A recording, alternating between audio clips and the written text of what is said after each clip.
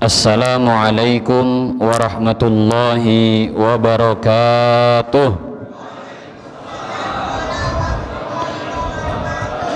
Alhamdulillah, jawab salamnya sudah semangat, berarti tadi buka puasanya kenyang, Pak. Puasanya aman hari ini?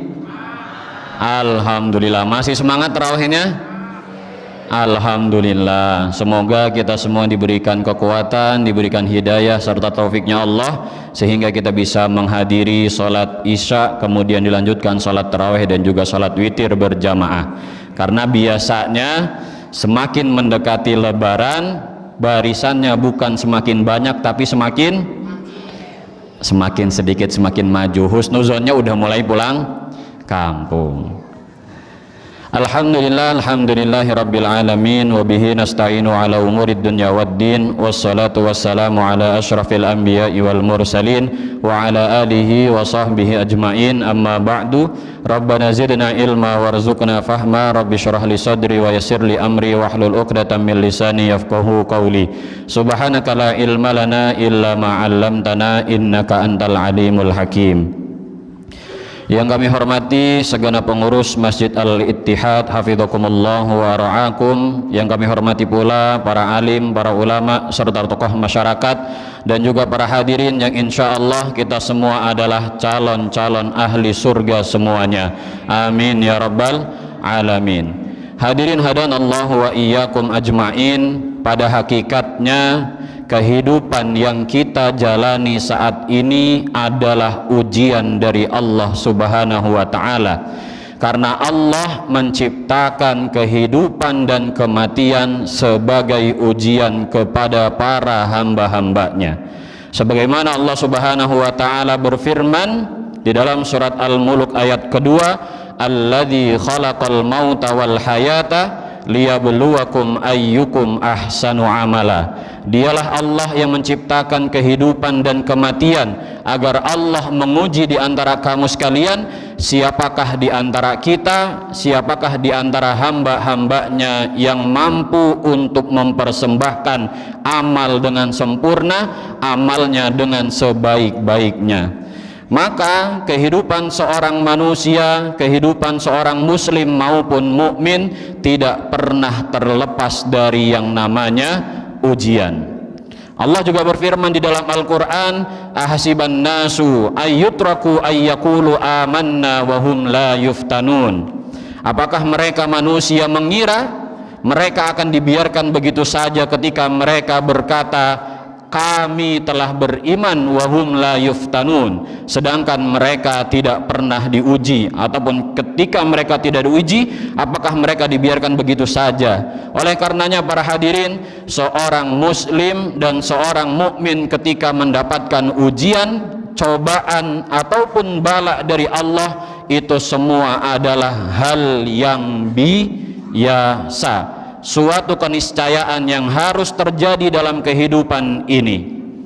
Dan pada hakikatnya kebaikan dan kelembutan Allah yang diberikan kepada kita itu ujian, nikmat yang kita dapatkan itu ujian, dan juga cobaan, ujian yang Allah berikan kepada kita juga bentuk ujian dari Allah Subhanahu wa ta'ala.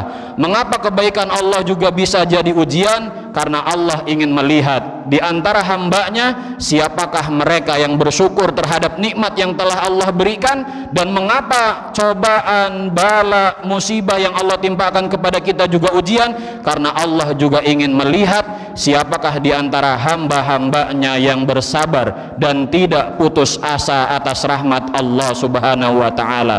Oleh karenanya para hadirin, kalau kita melihat mengapa masih ada orang ketika Allah berikan ujian, ketika Allah berikan cobaan, musibah maupun bala, mereka tidak ridho, mereka tidak sabar, bahkan ada yang menentang, bahkan menantang takdirnya Allah. Al-Imam Ibnu Athaillah As-Sakandari mengingatkan, man dhanna infikaka lutfihi an qadarihi fadzalika liqusuri nadharih.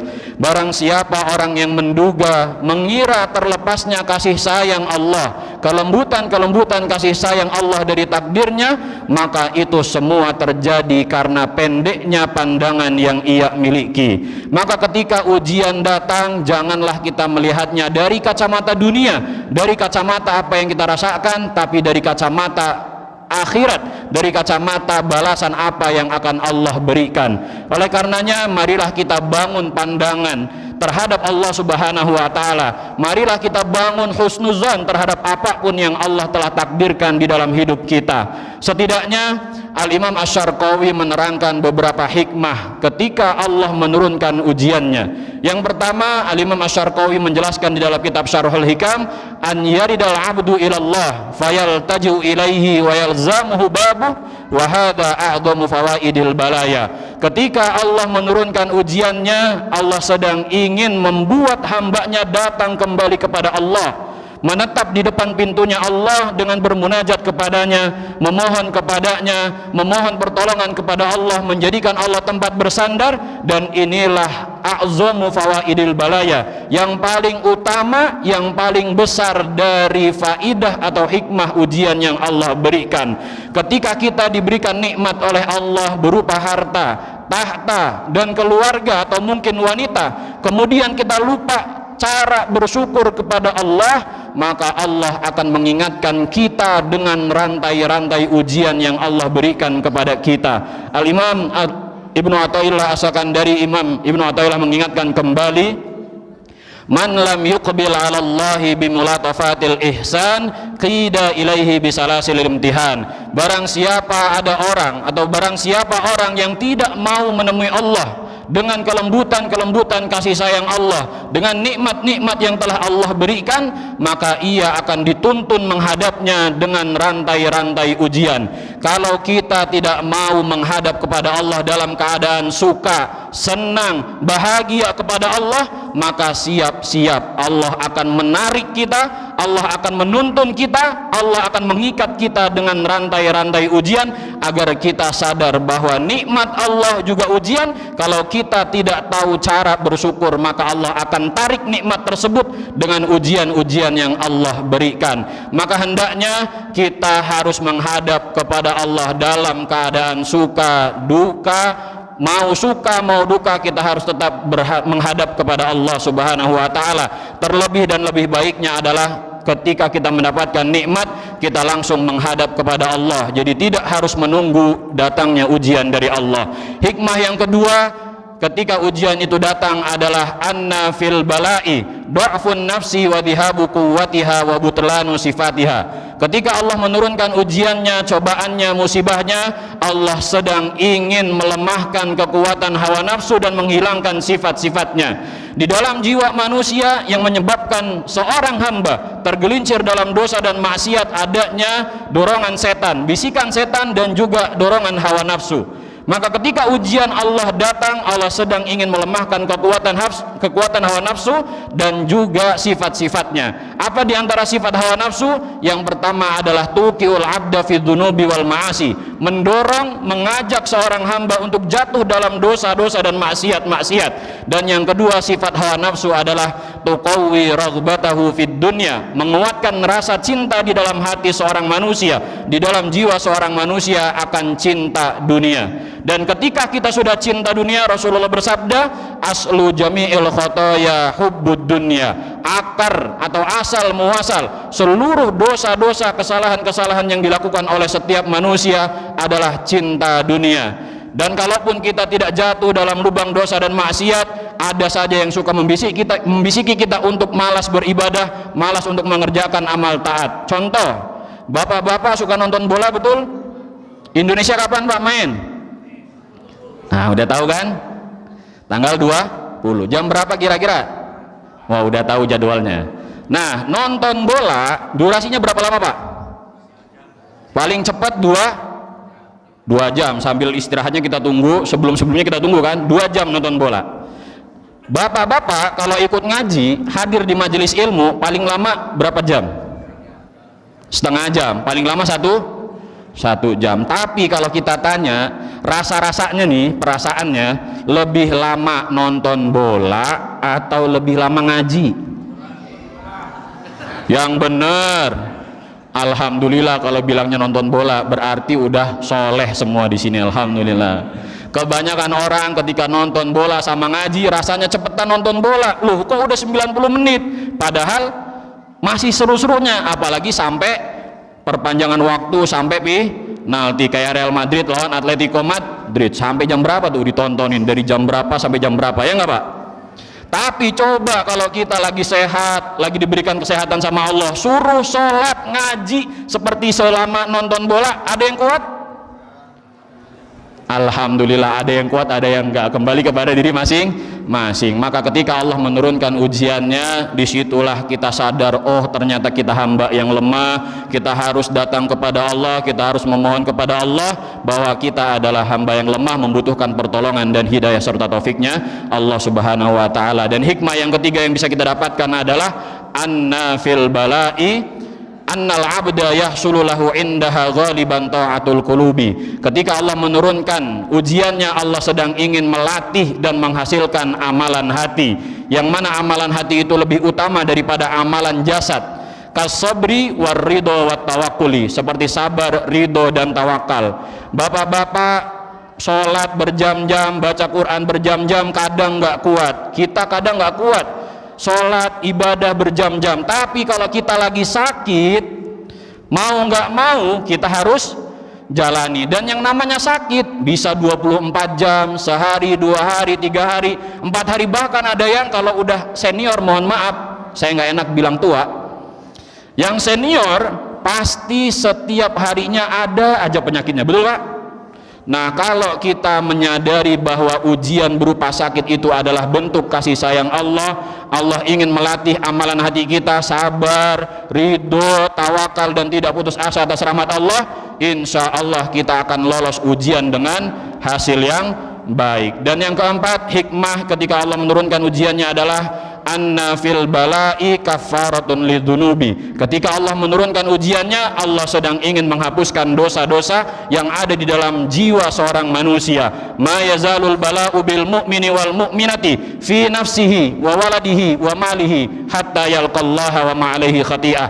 Tidaklah Allah memberikan ujiannya secara terus-menerus ke dalam hati atau ke dalam jiwa seorang mukmin dan mukminah untuk dirinya sendiri. Kalau tidak menimpa dirinya sendiri, menimpa keluarganya. Kalau tidak menimpa keluarganya, menimpa hartanya. Tujuannya apa? Targetnya apa? Hatta yalqallaha wa ma'alaihi khati'ah, sehingga orang tersebut, hamba tersebut bertemu dengan Allah dengan tidak membawa dosa satu pun. Maka ketika kita sabar, kita ridho, kita tidak berputus asa atas ujian yang Allah berikan, maka di akhirat nanti ketika kita bertemu Allah, kita tidak membawa dosa satu pun. Dan bagaimana cara agar kita bisa sabar, bisa ridho dan menerima apa yang ditakdirkan oleh Allah kepada kita berupa ujian, cobaan maupun musibahnya? Yang pertama adalah kita harus yakin bahwa pahala orang yang sabar itu hanya Allah yang tahu balasannya. Allah subhanahu wa ta'ala berfirman, innama yuwaffas sabiruna ajrahum bighairi hisab. Sesungguhnya orang-orang yang sabar akan disempurnakan balasannya tanpa ada perhitungan yang pasti. Maksudnya hanya Allah yang tahu hitungannya. Maka ketika kita bersabar, pahalanya Allah langsunglah yang membalasnya. Yang kedua, kita harus yakin bahwasanya ujian yang menimpa dalam hidup kita itu sudah sesuai dengan kemampuan yang dimiliki oleh diri kita. La yukallifullahu nafsan illa wus'aha. Tidaklah Allah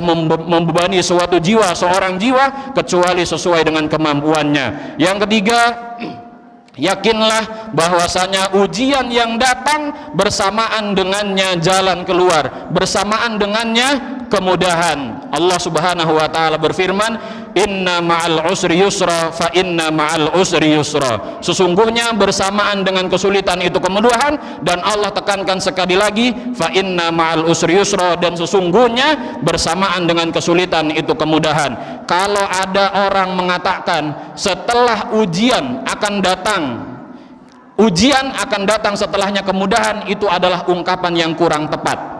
Karena lafaz yang digunakan oleh Allah di dalam Al-Quran, kalimatnya adalah ma'a. Ma'a kalau di dalam bahasa Arab artinya bersama. Kalau Allah mengucapkan atau Allah berfirmannya dengan kalimat fa inna ba'dal usri yusra, baru kalimat tersebut benar. Setelah ujian akan datang, setelahnya kemudahan. Tapi lafaz yang digunakan oleh Allah adalah bersamaan. Maka ujian atau kalimat yang tepat adalah bersamaan dengan ujian datang yang namanya kemudahan, atau bersamaan dengan ujian pasti ada kemudahan. Bukan setelah ujian ada kemudahan, tetapi bersamaan dengan ujian itulah kemudahan. Dan yang keempat, ketika kita mendapatkan ujian, cobaan, kita harus gantungkan harapan kita hanya kepada Allah Subhanahu wa ta'ala. Wa ila rabbika farghab. Dan yang terakhir, ketika kita sudah ridho, sabar, tawakal, menggantungkan harapan hanya kepada Allah, yakinlah bahwasanya Allah yang akan menjadi penolong dalam hidup kita. Wa may yatawakkal 'ala Allah fahuwa hasbuh. Dan barang siapa yang bertawakal kepada Allah, maka cukuplah Allah sebagai penolongnya. Dan di antara doa yang bisa kita amalkan ketika ujian itu datang, Rabbana afrigh alaina sabra wa tawaffana muslimin. Ya Allah, tuangkanlah kepada kami kesabaran dan wafatkanlah kami dalam keadaan muslim. Lafaz lagi-lagi yang Allah gunakan kalimatnya adalah tuangkan, afrigh. Tuangkan itu kira-kira banyak apa sedikit? Jadi kita meminta, mohon kepada Allah, tuangkan. Jadi berikanlah sabar yang banyak ya Allah kepada kami ketika Engkau menurunkan ujiannya. Bukan ya Allah teteskanlah kesabaran, bukan. Tapi yang Allah gunakan kalimatnya adalah afrigh, tuangkanlah kesabaran. Maka kesabaran seharusnya tidak ada batasnya. Hadirin yang dirahmati Allah, terima kasih atas kebersamaannya. Mohon maaf atas segala yang kurang berkenan. Semoga kita dibimbing dan diberikan kekuatan oleh Allah untuk bisa memahami takdir-takdirnya Allah, sehingga kita bisa menjalani episode kehidupan kita dengan sebaik-baiknya dan mempersembahkan amal yang terbaik kepada Allah Subhanahu wa ta'ala. Wabillahi taufiq wal hidayah wal ridha wal inayah. Wassalamualaikum warahmatullahi wabarakatuh. Waalaikumsalam warahmatullahi wabarakatuh.